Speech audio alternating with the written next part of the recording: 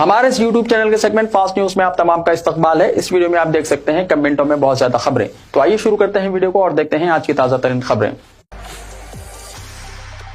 सोनम वांगचुक ने 26 दिन बाद अपनी भूख हड़ताल खत्म कर दी। समाजी कारकुन सोनम वांगचुक ने मरकजी वज़रा जेपी नड्डा और जितेंद्र सिंह से मुलाकात के बाद अपना अनशन तोड़ दिया। सोनम वांगचुक ने जुमे को गुरुग्राम के मेदांता अस्पताल में मरकजी वजीर सेहत जेपी नड्डा और वजीर आजम दफ्तर के वजीर मुमलिकत डॉक्टर जितेंद्र सिंह से मुलाकात के बाद अपना अनशन खत्म किया। सोनम वांगचुक ने सोशल मीडिया प्लेटफॉर्म एक्स पर लिखा, अभी मरकजी वजीर जेपी नड्डा और डॉक्टर जितेंद्र सिंह और लेह लद्दाख की आला तंजीम के सीनियर लीडरों की मौजूदगी में मैंने 26 दिनों के बाद अपना अनशन खत्म किया। वांगचुक ने मजीद वजाहत की है कि इससे पहले मुख्तलिफ सियासी जमातों के 65 अरकान पार्लियामेंट ने इनसे मुलाकात की थी या इन्हें खत लिखकर इनसे अनशन खत्म करने की दरख्वास्त की थी। यह कदम मुख्तलिफ हालात पर तवील बहस के बाद और मुल्क में तशद्दुद के इम्कानात को मद्देनजर रखते हुए उठाया गया। दरियासना वज़ीर आज़म मोदी ने एक्स पर कहा, मैं सोनम जी से गुजारिश करता हूँ कि वो अपने डॉक्टरों के मशवरे के मुताबिक अपने रोजमर्रा के मामूलात को बरकरार रखें और जल्द अज जल्द अपना साबिक़ा वजन दोबारा हासिल करें। मैं कमज़ोर महसूस कर रहा हूं, लेकिन सोनम वांगचुक के भूख हड़ताल खत्म करने के बाद अभिजीत दीपिके का बड़ा बयान। जंतर मंतर पर कॉकरोच जनता पार्टी यानी सीजेपी का एहतजाज मुसलसल जारी है। इस दौरान पार्टी के बानी अभिजीत दीपिके ने सोशल मीडिया पर अपनी सेहत से मुताल्लिक ताज़ा जानकारी दी है। उन्होंने बताया कि पूरी रात ड्रिप इंजेक्शन और खून के मुख्तलिफ टेस्ट होने के बाद वो दोबारा जंतर मंतर पर वापस आ रहे हैं। इनके मुताबिक बुखार की वजह से वो अब भी जिस्मानी तौर पर कमज़ोर है, लेकिन एहतजाज जारी रहेगा। अभिजीत दीपिके ने कहा कि जंतर मंतर पर जारी पुरअमन धरना उस वक्त तक खत्म नहीं होगा जब तक मरकजी वज़ीर तालीम धर्मेंद्र प्रधान अपने ओहदे से इस्तीफा नहीं दे देते। एक और सोशल मीडिया पोस्ट में अभिजीत दीपिके ने तलबा से खिताब करते हुए कहा कि 20 जुलाई को सैकड़ों तलबा पर लाठीचार्ज किया गया और कई तलबा जख्मी हुए। उन्होंने कहा कि सोनम वांगचुक को 26 दिन तक भूख हड़ताल करनी पड़ी, इसलिए अब इस्तीफे से कम किसी बात पर समझौता नहीं होगा। उनका कहना था कि एहतजाज उस वक्त तक जारी रहेगा जब तक धर्मेंद्र प्रधान इस्तीफा नहीं दे देते।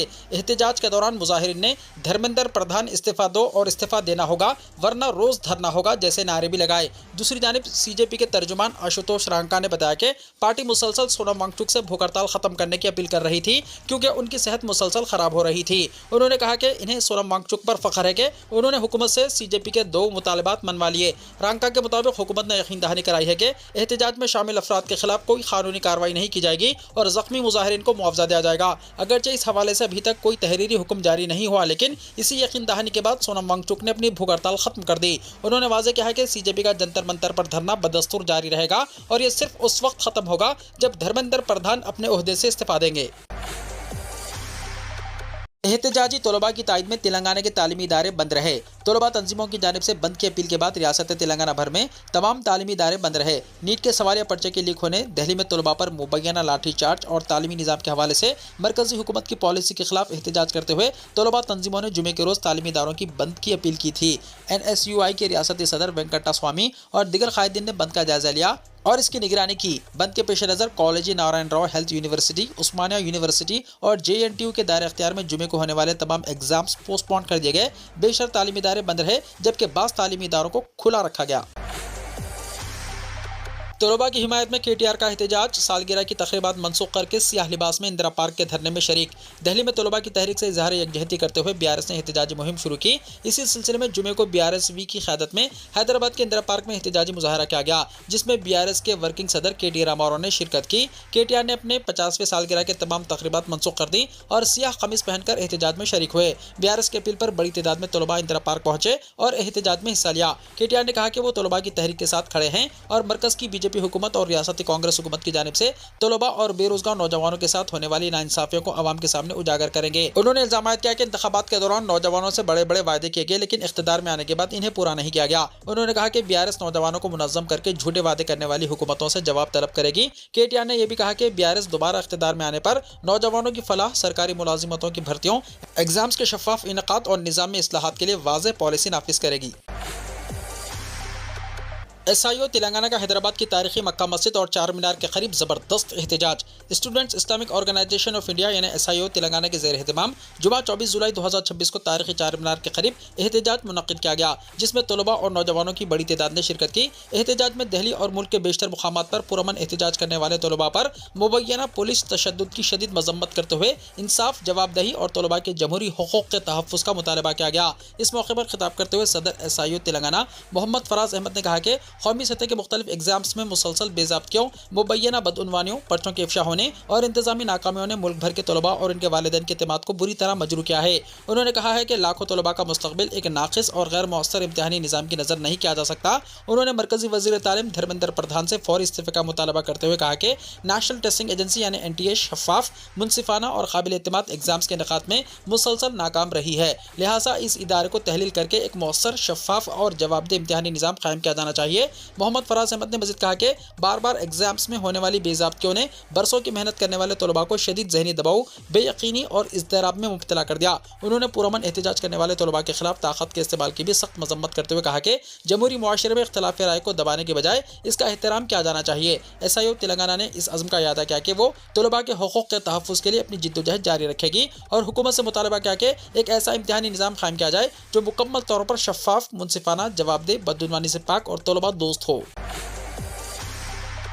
जुमे को बंद के पेश नज़र उस्मानिया यूनिवर्सिटी के तमाम एग्जाम्स पोस्टपोन। उस्मानिया यूनिवर्सिटी के कंट्रोलर एग्जाम्स की जानिब से रियासत भर के तालीमी इदारों के बाय बाजू से वाबस्ता तलबा तंजीमों की जानिब से की गई बंद की अपील के पेश नज़र जुमा 24 जुलाई को उस्मानिया यूनिवर्सिटी के मुख्तलिफ फैकल्टीज़ के तहत मुनक्किद होने वाले तमाम एग्जाम्स पोस्टपोन कर दिए गए हैं। पोस्टपोन किए गए एग्जाम्स का नया शेड्यूल यानी नया टाइम टेबल बाद में मुनासिब वक्त पर जारी कर दिया जाएगा। तमाम मुतल्लका और मुल्हिका कॉलेजेस के प्रिंसिपल्स, मुख्तलिफ शोबेजात के जिम्मेदारान, इम्तिहानी मराकिज़ के चीफ सुपरिटेंडेंट्स और मुतल्लका तलबा से गुजारिश है कि वो इस इत्तला को नोट कर लें।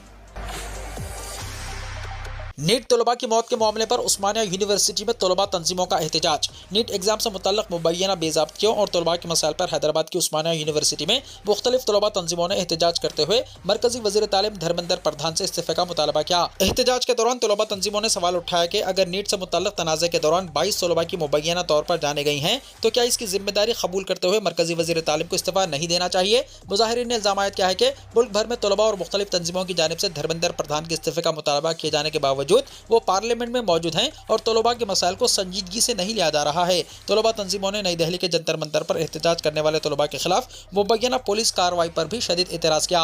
मुज़ाहिरीन ने सवाल किया कि अगर एहतजाज करने वाले तलबा पर मुबैना तौर पर ताकत का इस्तेमाल किया जाए तो क्या हुकूमत खामोश तमाशाई बनी रहेगी। एहतजाज करने वाली तलबा तंजीमों ने मरकजी हुकूमत पर इल्ज़ाम किया कि वो तलबा के मुस्तकबिल और इनके मसाइल को तरजीह देने के बजाय सियासी ओहदों और बड़े कारोबारी मफादात को ज़्यादा अहमियत दे रही है।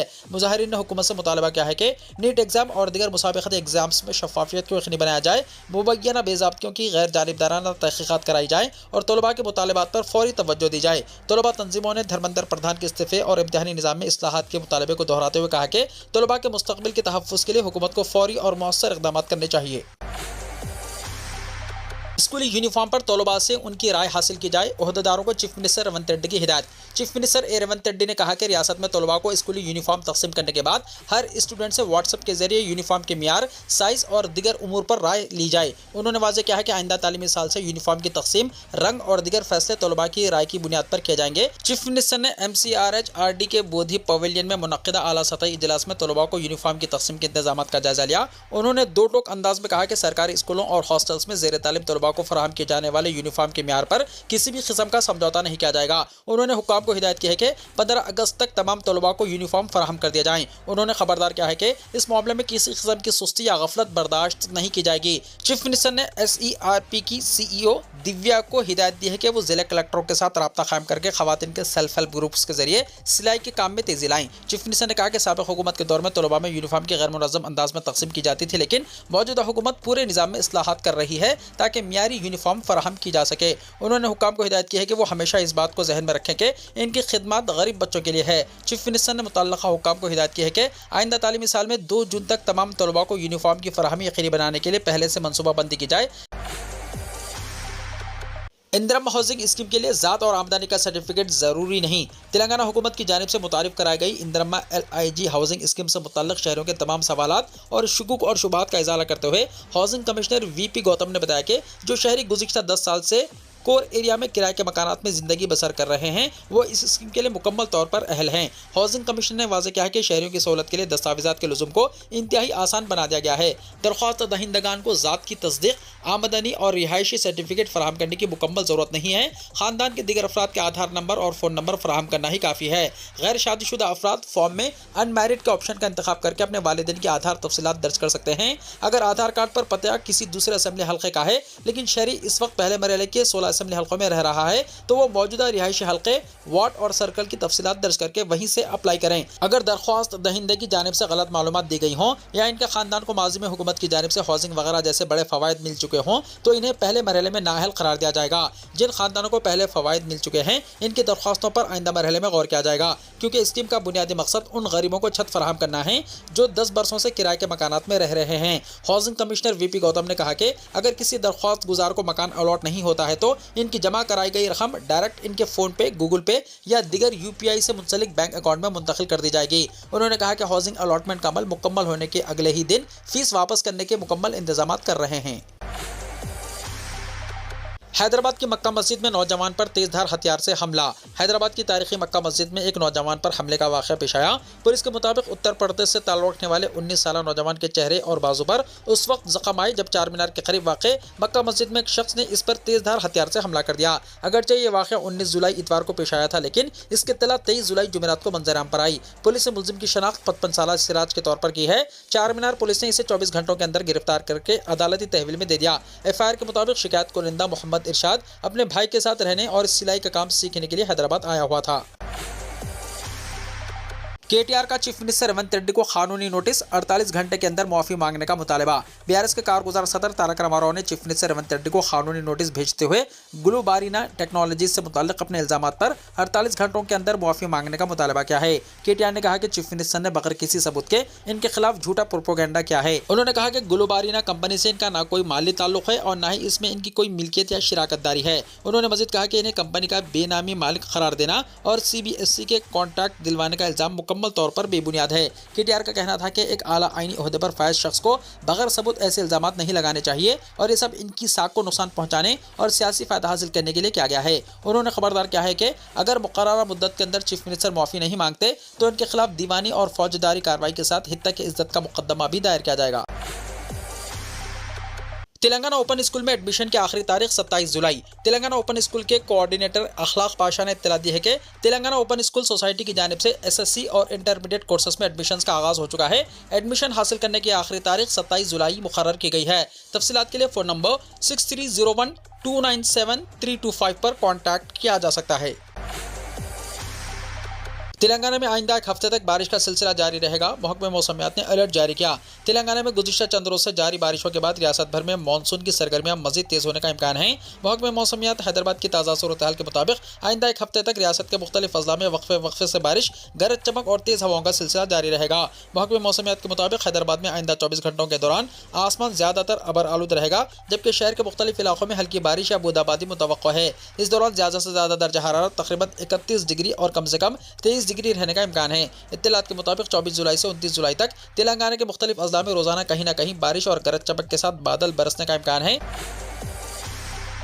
धर्मेंद्र प्रधान को इस्तीफा देना होगा, हुकूमत ने मांगा कल दोपहर तक का वक्त। हुकूमत से मुज़ाकरात के बाद CJP के तर्जुमान का बयान। कॉकर जनता पार्टी के नुमाइंदों और मरकजी वज़रा के दरमियान कॉन्स्टिट्यूशन क्लब में होने वाले मुज़ाकरात मुकम्मल हो गए। मुलाकात के बाद CJP के तर्जुमान आशुतोष रांगता ने कहा कि धर्मेंद्र प्रधान के इस्तीफे के मुतालबे पर हुकूमत ने कल दोपहर तक का वक्त मांगा है। उन्होंने कहा, धर्मेंद्र प्रधान के इस्तीफे के हमारे मुतालबे पर हुकूमत ने कल दोपहर तक मोहलत तलब की है। हमें उम्मीद है कि हुकूमत इन्हें जल्दी ओहदे से हटा देगी। नीट एग्जाम से मुतल्लिक जान देने वाले तलबा के अरकान ख़ानदान को मुआवजा देने और तलबा के खिलाफ दर्ज FIRs और कानूनी मुकदमात वापस लेने के मुतालबात पर हुकूमत ने उसूली तौर पर इत्तेफाक कर लिया है। दूसरी जानिब CJP के तर्जुमान सौरभ दास ने कहा कि मुज़ाकरात के दौरान उन्होंने दिल्ली पुलिस की कार्रवाइयों का मामला भी उठाया। उन्होंने कहा कि हमने हुकूमत को बताया कि दिल्ली पुलिस गुज़िश्ता रात से लेकर आज तक बड़ी तादाद में नौजवान मर्दों और खवातीन को हिरासत में ले रही है। इनमें जंतर मंतर से अपने घरों को वापस जाने वाले अफराद, एहतजाजी मुकाम की तरफ जाने वाले लोग, हत्ता के खाने पहुँचाने वाले अफराद भी शामिल हैं। पुलिस मुंतखब नौजवानों को हिरासत में ले रही है और वकला के साथ भी धक्कम-पेल और बदसलूकी कर रही है। सौरभ दास के मुताबिक हुकूमत ने इब्तिदा में इन वाक़यात से इनकार किया, तहम बाद में यकीन दहानी कराई कि अगर ऐसी कार्रवाइयाँ वाकई हो रही है तो इन्हें जारी नहीं रहने दिया जाएगा और दिल्ली पुलिस को इस सिलसिले में मुनासिब हिदायत जारी की जाएंगी। पेपर लीक मामले में सख्त सजा वाले बिल को मोदी काबीना की मिली मंजूरी, 10 साल की जेल और 10 करोड़ रुपए जुर्माने का इल्तिजाम। पेपर लीक तनाजा और तलबा की जारी तहरीक के दरमियान जुमे को मरकजी हुकूमत ने बेवक्त 2 महाजों पर सरगर्मी दिखाई है।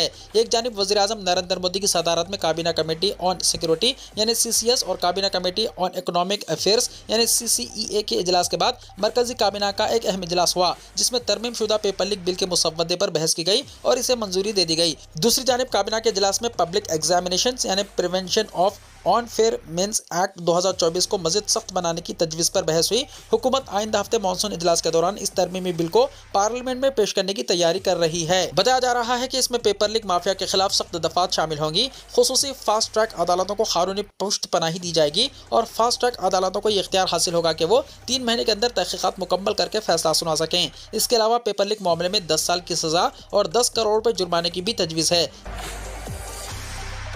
जब तक बदउनवान वजीर तालीम धर्मेंद्र प्रधान को बर्खास्त नहीं किया जाता, पार्लियामेंट में कोई बहस नहीं होगी, राहुल गांधी ने कहा।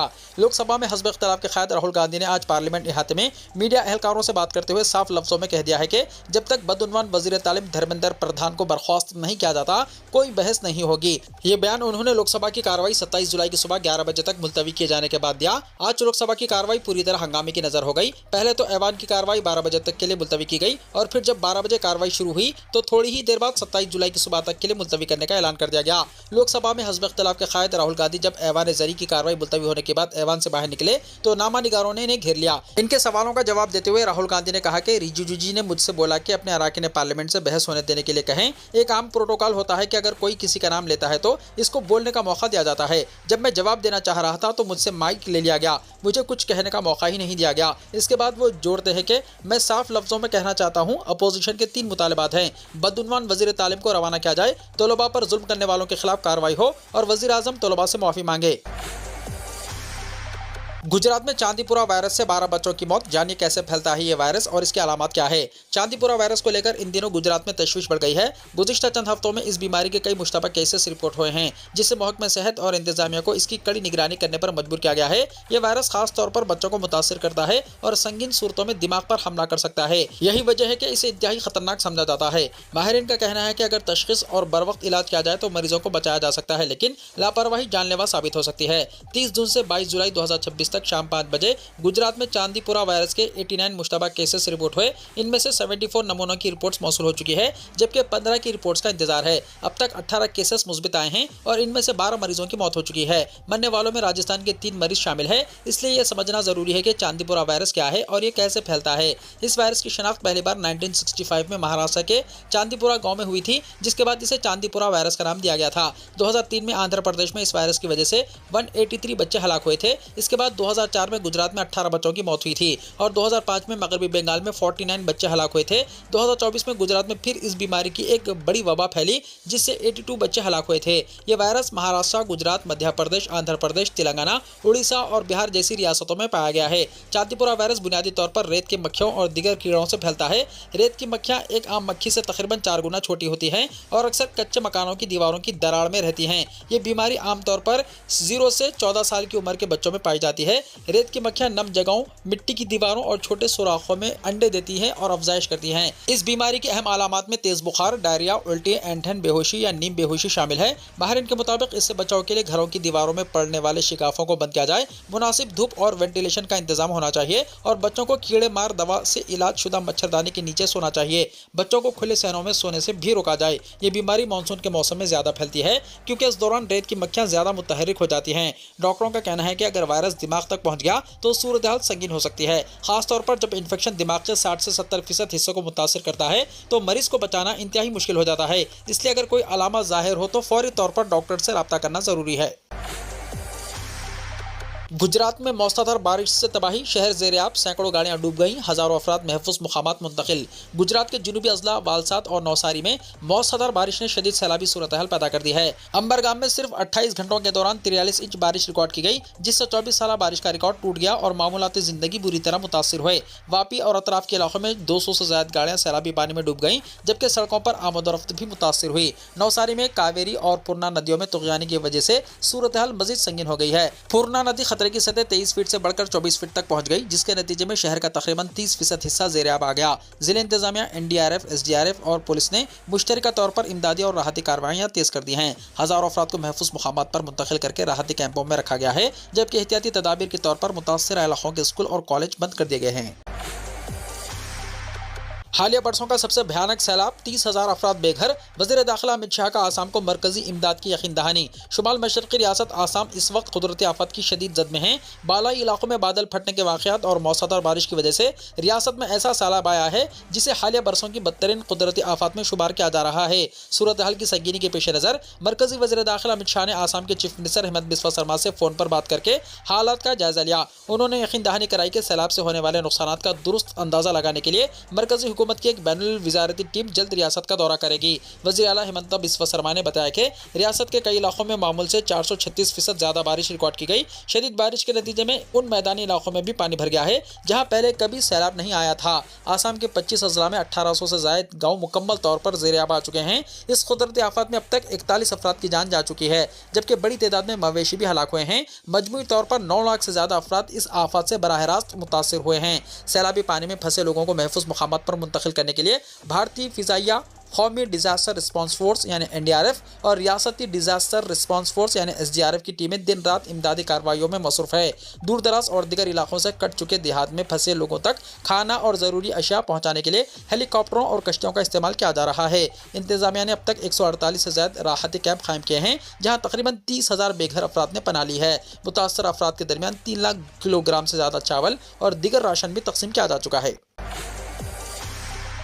नीट मुकम्मल तरह से नाकाम हो चुका है, इसे ख़त्म करने का वक्त आ गया, MK स्टालिन ने कहा। तमिलनाडु के साबिक़ वज़ीर आला और DMK के सदर MK स्टालिन ने जुमेरात को कौमी अहलियत और दाखिला एग्ज़ाम यानी नीट के हवाले से मरकज़ी हुकूमत पर हमला तेज़ करते हुए कहा कि ये एग्ज़ाम अपने एलानिया मकासद को पूरा करने में पूरी तरह नाकाम रहा है। उन्होंने मरकज़ी हुकूमत से नीट को ख़त्म करने का मुतालबा दोहराया। सोशल मीडिया प्लेटफॉर्म X पर पोस्ट करते हुए स्टालिन ने कहा कि जिस मकसद के तहत नीट नाफिज की गई थी वो किसी भी महाज पर कामयाब नहीं हुई। इनके मुताबिक इससे ना तो तलबा का तालीमी दबाव कम हुआ, ना तालीम की तिजारत साजी पर रोक लगी और ना ही तालीम के म्यार में कोई बेहतरी आई। MK स्टालिन ने कहा कि नीट ने पढ़ाई का मरकज स्कूलों से हटाकर प्राइवेट कोचिंग इदारों की तरफ कर दिया है, जिससे मेडिकल दाखिले की तैयारी कर रहे तलबा और इनके खानदानों पर इजाफी मुआशी और जहनी बोझ बढ़ा है। साथ ही उन्होंने कहा कि नीट की मुश्किलात सिर्फ तरीक़ेकार से जुड़ी नहीं है, बल्कि इसके पूरे निज़ाम में ही खामियां हैं। हालिया वाक़यात ने तमिलनाडु की जानिब से सालों से उठाए जाने वाले खदशात को सच साबित किया है। इनके मुताबिक तलबा का जारी एहतजाजी मुजाहरा मरकजी हुकूमत के लिए एक और वार्निंग है। अब वक्त आ गया है कि मरकज रियासतों पर भरोसा करे और नीट को ख़त्म करे।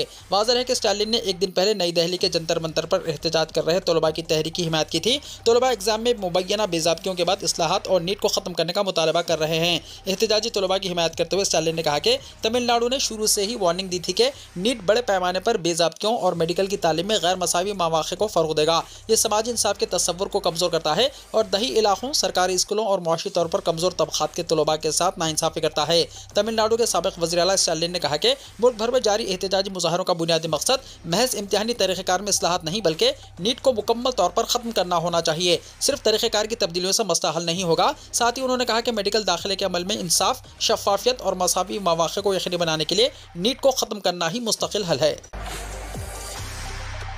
मोदी से सवाल करने की आप में हिम्मत है, गोदी मीडिया पर बरस पड़ी प्रियंका गांधी। पार्लियामेंट से बाहर निकलकर अपनी गाड़ी में सवार होने वाली कांग्रेस जनरल सेक्रेटरी प्रियंका गांधी को गोदी मीडिया के नुमाइंदों ने घेर लिया और नौजवानों के एहतजाज पर सवालात की बौछार कर दी। प्रियंका गांधी ने मीडिया के सवालों पर काफ़ी बरहम होकर इन पर बरस पड़ी और इन पर सवालात की बौछार कर दी और कहा कि मुझसे क्यों पूछ रहे हैं, अगर हिम्मत है तो वज़ीर-ए-आज़म नरेंद्र मोदी से पूछे कि वो पार्लियामेंट क्यों नहीं आ रहे, बीजेपी के वज़रा से सवाल करें कि वो खामोश क्यों हैं और वज़ीर तालीम धर्मेंद्र प्रधान से पूछे कि वो इस्तीफ़ा कब देंगे। क्या आपने वज़ीर दाखिला अमित शाह से पूछा कि तलबा के खिलाफ पुलिस कार्रवाई क्यों हो रही है? आप में से किसी ने इनसे ये सवाल किया?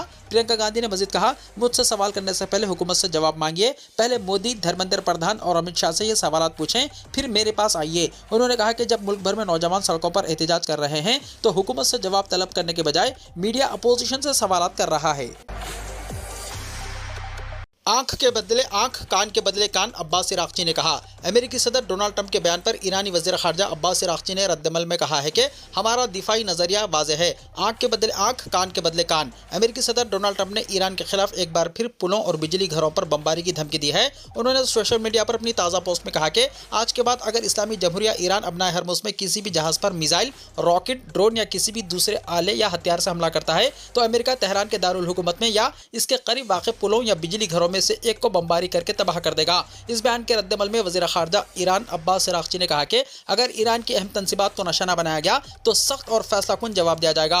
जाहिरियत में शरीक या मुआविनत फराहम करने वाले तमाम फरीक जायज़ अहदाफ तसव्वुर होंगे। इधर खातिमुल अंबिया हेडक्वार्टर ने भी अमेरिका की धमकियों के जवाब में कहा कि ईरान के बुनियादी ढांचे पर हमला किया गया तो इलाक़ाई तेल की बरामदात रोक देंगे। तेल, गैस, बिजली और दीगर इक़्तिसादी इंफ्रास्ट्रक्चर को निशाना बनाया जाएगा और ऐसी कोई कार्रवाई पूरे खित्ते और खित्ते से भी बाहर तनाज़े को बढ़ा देगी। इस दौरान ईरानी वज़ीर ख़ारजा अब्बास इराक़ची ने अमेरिकी सदर ट्रंप की धमकी पर रद्दमल देते हुए कहा कि ईरान के खिलाफ किसी भी जाहिरियत का भरपूर और फैसलाकुन जवाब दिया जाएगा। ईरान के वज़ीर ख़ारजा अब्बास इराक़ची ने एक बार फिर वाज़ेह किया है कि ईरान अपनी सरजमीन पर होने वाले किसी भी हमले का जवाब ज़रूर देगा।